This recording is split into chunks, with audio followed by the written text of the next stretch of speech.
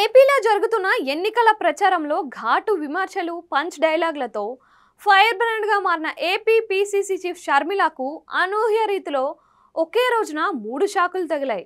ఎన్నికల ప్రచార వేళ ఈ తరహాలో ఒకే రోజులో 3 షాకులు మరెవరికీ చోటు చేసుకోలేదని చెబుతున్నారు.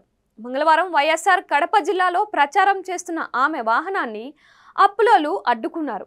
తమ వాహనానికి ఇవ్వాల్సిన 6 లక్షలు అద్దె చెల్లించాలి అంటూ నిలదీశారు. దీంతో ఆమె షాకు గురయ్యారు.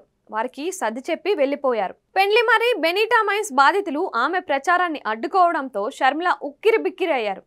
తనకు బెనిటా మైన్స్ కు సంబంధం లేదని, ఆ ఉదంతంలో డబ్బులకు సంబంధించిన అంశాలతో లింకు లేదన్న ఆమె ప్రచారాన్ని అడ్డుకున్న వారికి సరైన రీతిలో సమాధానం చెప్పకుండా అక్కడి నుంచి వెళ్లిపోయారు. ఇదిలా ఉంటే కోర్టులో ఆమెకు ఆమె సోదరి డాక్టర్ సునీతకు మరో షాక్ తగిలింది. ఎన్నికల ప్రచారంలో వైఎస్ వివేక హత్య కేసును ప్రస్తావించకూడదు అంటూ కడప కోర్టు జారీ చేసిన ఆర్డర్ను డిస్మిస్ చేయాలంటూ సునీత చేసుకున్న పిటిషన్ను తాజాగా కోర్టు కొట్టేసింది. వైఎస్ వివేక హత్య కేసును ఎన్నికల ప్రచారంలో ప్రస్తావించకూడదు అంటూ కడప జిల్లా కోర్టు గతంలో ఆదేశాలు జారీ చేసింది. దీనిపై సవాలు చేస్తూ ఏపీ హైకోర్టును వీరిద్దరూ ఆశ్రయించారు.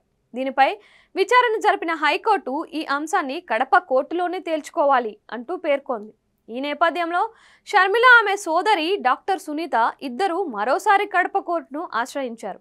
ఈ అంశంపై విచారణ జరిపిన న్యాయస్థానం వారి పిటిషన్ను డిస్మిస్ చేసేసింది. అంతేకాదు, తప్పుడు సమాచారంతో పిటిషన్ వేశారని పేర్కొంటూ షర్మిల సునీతలకు 10,000 ఫైన్ను కూడా కట్టాలని ఆదేశించింది.